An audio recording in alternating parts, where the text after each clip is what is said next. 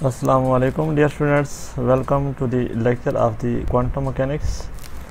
Last time हम solution कर रहे थे क्वेश्चन नंबर 49 तक हमने किया था। आज हम क्वेश्चन नंबर इस 48 करेंगे। तो पहले मैं इसको एबल कर लूँ ताकि हम इसको कुछ राइट अप कर लें।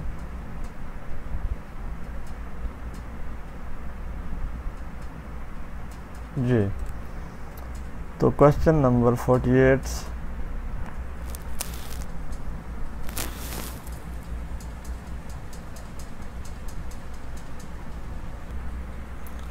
तो क्वेश्चन नंबर 48 क्या कहता है जी? कहता है कि consider an operators A is equal to φ1 plus φ2 इसमें आपको इसका आइडिया का पता होगा कि हमारे पास ये जो φ1 है, φ2 है, φ3 ये हमने इस तरीके से जो गिवन है ऑपरेटर, ठीक है, इसमें आउटर प्रोडक्ट है, ये भी आउटर प्रोडक्ट है, ये भी आउटर प्रोडक्ट है, हम इसको इस तरीके से लिख सकते हैं। अब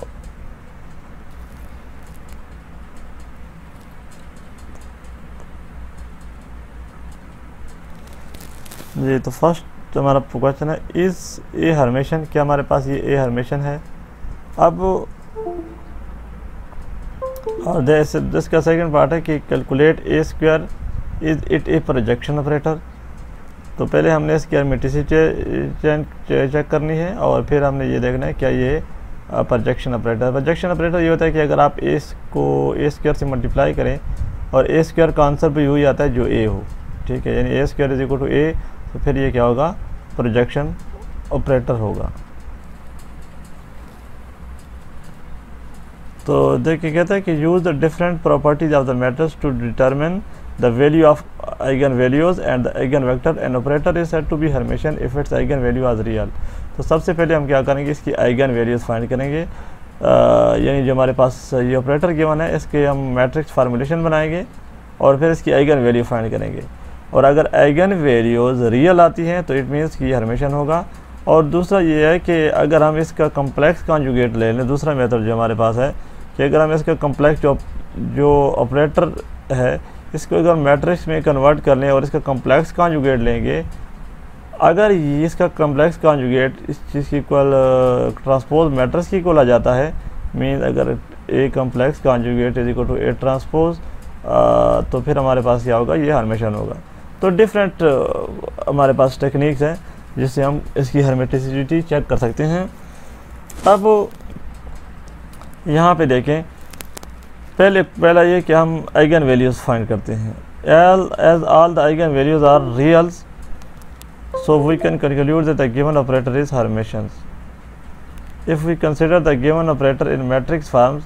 तो आप इसमें ये देखें कि अगर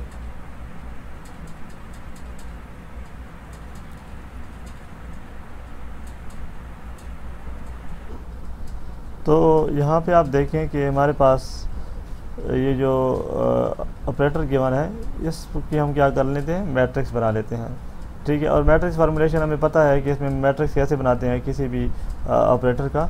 इसमें हमारे पास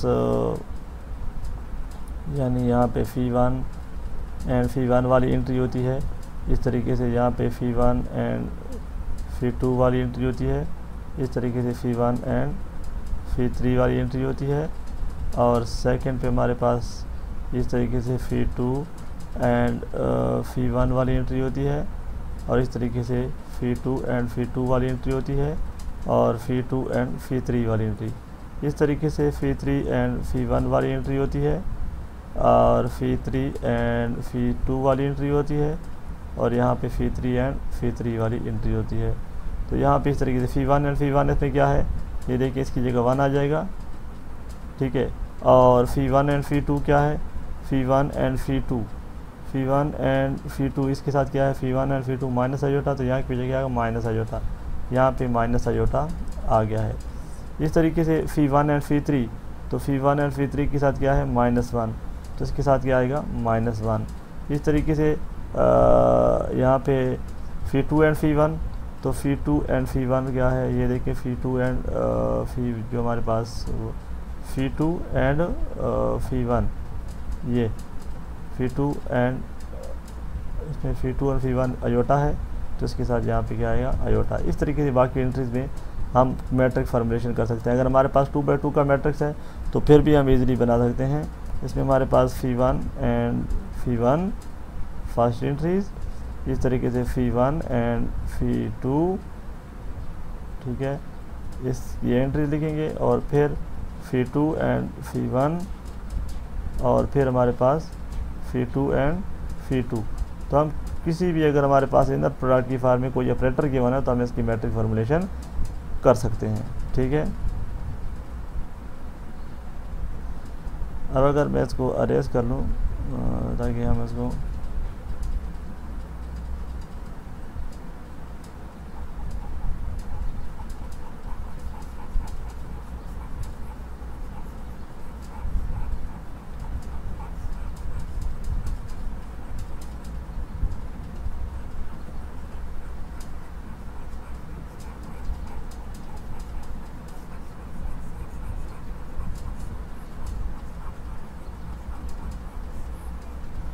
जी, अब ये हमारे पास मैट्रिक्स फार्मूलेशन इसकी मिल गई हमें मैट्रिक्स फार्म।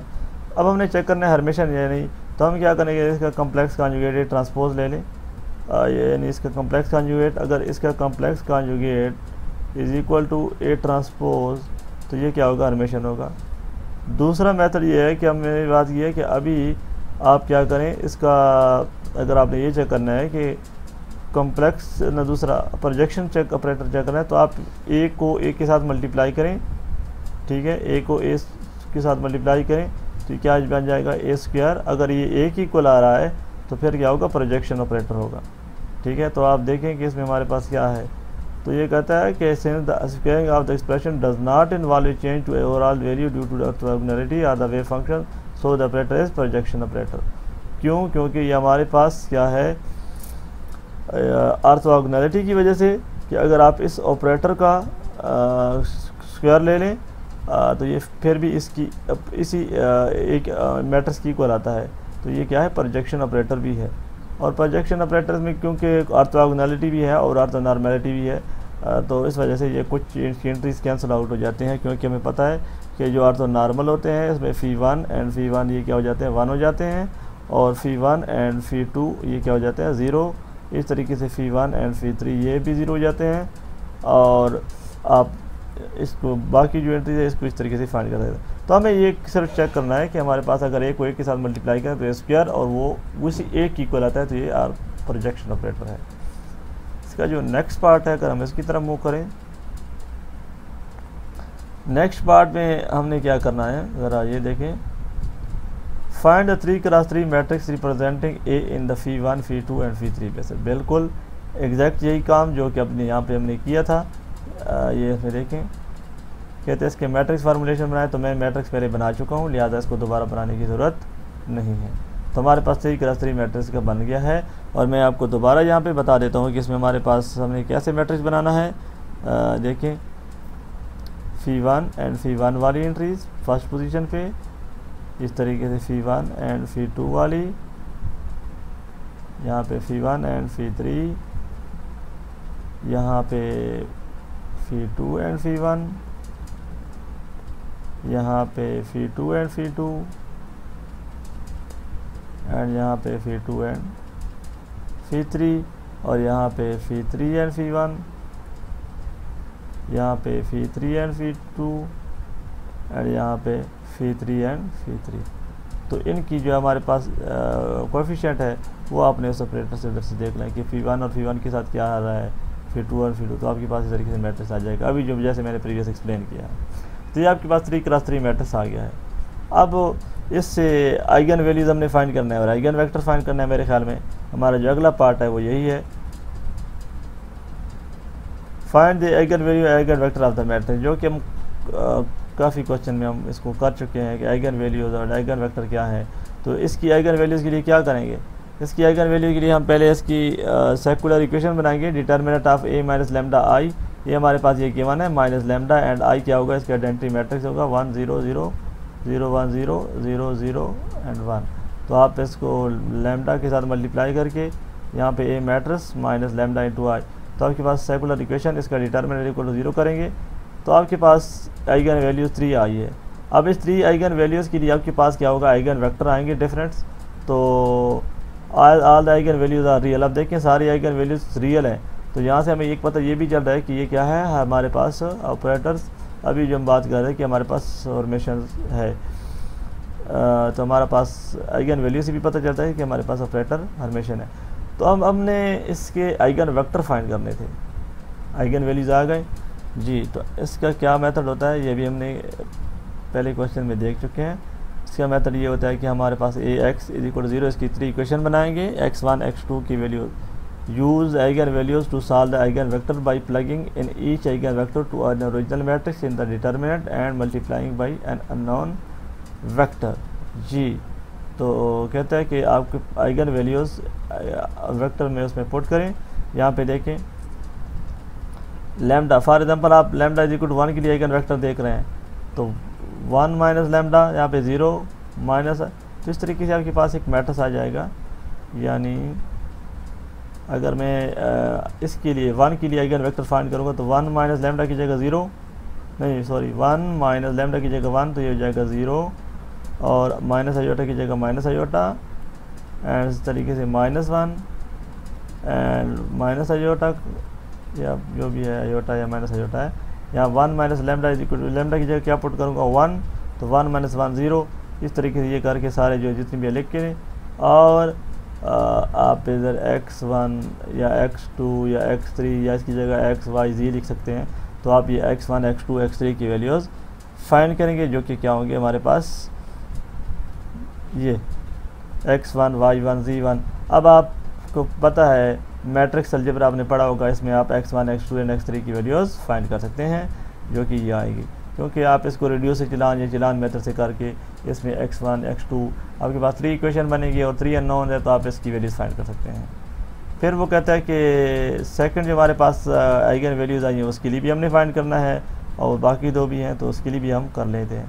ये देखें लैम्डा 2 के लिए हम आइगन वेक्टर कैसे फाइंड करेंगे, पहले हम यूँ करेंगे कि 1 माइनस लैम्डा 2 की जगह, आप लैम्डा की जगह कौन सी वैल्यू पुट करेंगे, ये वाली, इस तरीके से लैम्डा 2 की जगह ये वाली वैल्यू पुट करेंगे, ये वाली, फिर लैम्डा की जगह यहाँ पे कौन सी वैल्यू पुट करेंगे, ये वाली, और इस तरीके से मैट्रिक्स बना के इसको x1 x2 एंड x3 के साथ मल्टीप्लाई कर देना is equal to lambda and eigen हमारे पास क्योंकि 0 की इक्वल है तो हम इसको 0 की इक्वल करेंगे, और यहाँ पे हमारे पास फिर जो है इसकी 3 इक्वेशन बनेगी और 3 अननोन।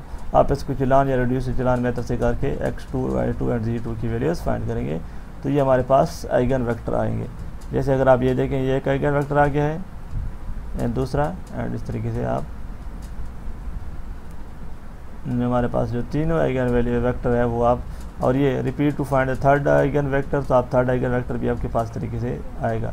तो मैं इसको एक्सप्लेन इसलिए नहीं कर रहा कि ये हम बार बार कर चुके हैं, लिहाजा आपको आइगन वैल्यूज़ भी गिवन है, आप इसके जो हमारे पास जो आइगन वेक्टर है ये फाइंड कर लेंगे। ठीक है, तो मैं यहाँ पे स्टॉप करूँगा।